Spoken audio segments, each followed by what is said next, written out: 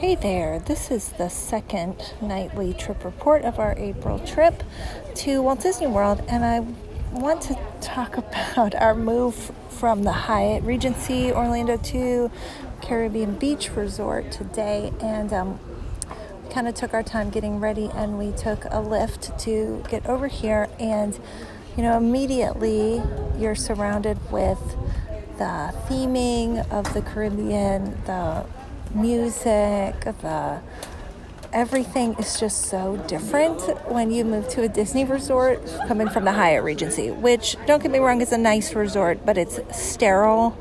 Its theme is, fancy hotel.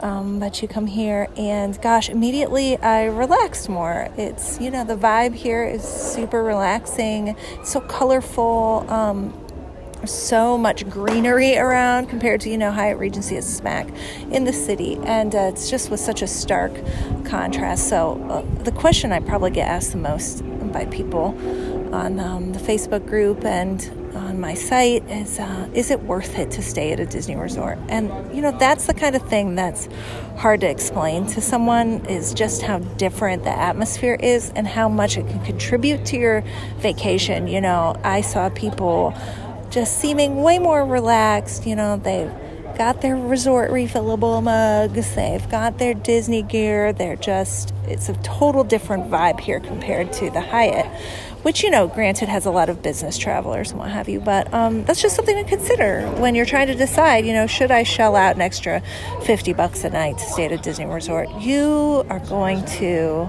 have a totally different vacation, in my opinion. Now, I'm someone who spends a lot of time at my resort as well, and not going full bore at the park. So if you're like me and you want to enjoy the atmosphere of your resort a lot, I would consider spending that extra money. So next, I want to tell you about my room request success. So we went to the pool.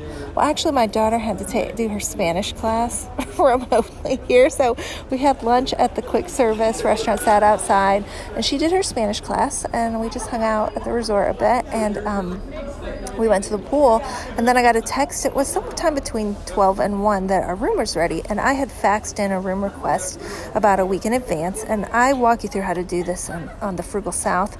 I'll link to it in the show notes, but you also can just go to thefrugalsouth.com and do a search for room request. But I faxed it in, and I actually had a little bit of trouble finding the right fax number to Caribbean Beach. There were several on the internet, so I basically sent it to 2 because I figured one of them would go through, and it did, because we got our request. So I requested, we're in the Trinidad section, which is where the pirate rooms are, and they're quite far flung from the main part of the resort, but there is a building that is quite close and very close to the Skyliner as well, and I knew we'd be riding the Skyliner. The Skyliner stop is very close to the Trinidad section, so I just requested to be on the ground floor and as close to Old Port Royale as possible, and that is the main building, and that I knew would get us also close to the Skyliner. So we are in a room that's about as close to the Skyliner as you could get, and it's also very convenient to the main building, and we're right on the ground floor like I requested. So one fax came back, failed, and the other went through, and clearly they were able to honor our room request, so I was really pleased with that.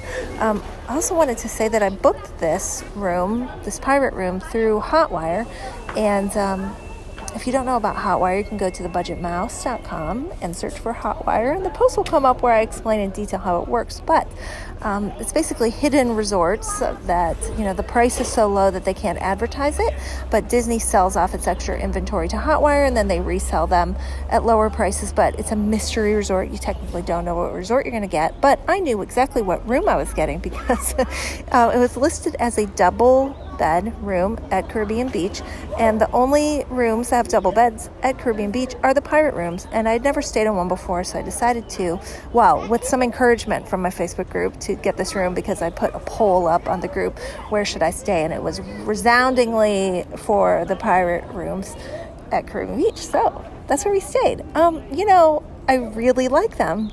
There are many themed rooms at Disney World, and I have stayed in several. I had not stayed in this one, and wow, the theming is really fun. I think that it feels like you're sleeping in Pirates of the Caribbean attraction, which I love.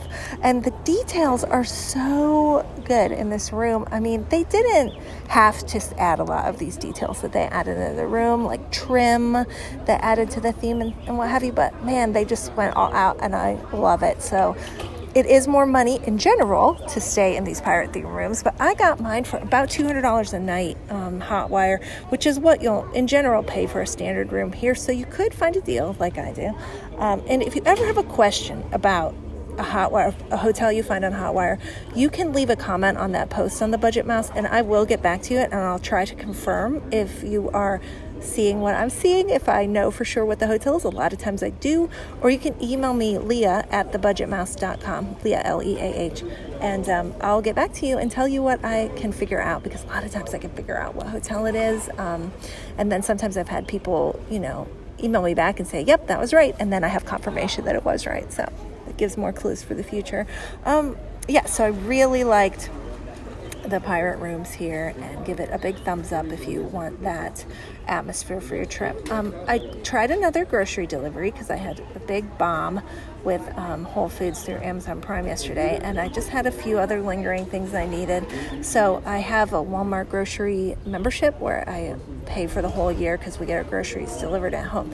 So I tried that and had a wonderful experience. They dropped it off at Bell Services just like they were supposed to. I got a notification when they were out for delivery, got a notification and picture where it was dropped off. So again, that just confirms that I would use trusted sources. Walmart and Instacart are the ones I recommend. While we were getting dropped off here, I did notice a super long line at the Skyliner going to Hollywood Studios. It was about 10 a.m., maybe 10:30, and that's just something to keep in mind that, though these rooms are close to the Skyliner, you could encounter a long wait at the Skyliner to get to Hollywood Studios if you're going later in the morning when people, sleep in, take their time getting ready, and then go on over to the Skyliner. So if you want to get to Hollywood Studios, I would do it early or later in the day when you're not going to have much line. The last thing is, speaking of the Skyliner, is we took the Skyliner over to Riviera Resort for dinner at Primo Piatto, which is the quick service restaurant there. I wanted to try it because I had eaten at the Topolino's Terrace on the top of the resort there, but I had never tried the quick service at Riviera. It was a super quick ride on the Skyliner. It's a straight shot from the Coronado Springs stop right by our room to Riviera, so we're there in like 5 minutes. I mean, it's less than a 5-minute walk to the Skyliner stop from our room, and then not even 5 minutes on the Skyliner over there. So boom, we were there, and we had amazing pizza. Like, I would put this pizza up against any pizza at Walt Disney World at this quick service restaurant, and I think it was $11 for 4 little pieces of pizza. I had margarita pizza. It was outstanding. Like, the crust was so good. So anyway, looking for good pizza, which can be hard to find at Walt Disney World. That's a good one to go to.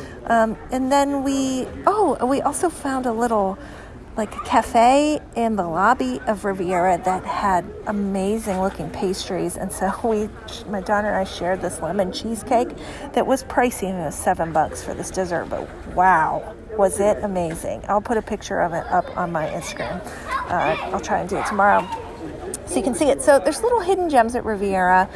There was a gorgeous bar that's open to the outside that's close to the pool, but not in the pool area, so you don't have to be staying there to go have drinks at this little bar. So that's a great resort to check out if you want to resort hop and go eat and explore another resort. It's on the Skyliner, so you can get to it pretty easily from Pop Century, Art of Animation, and Caribbean Beach, or any of the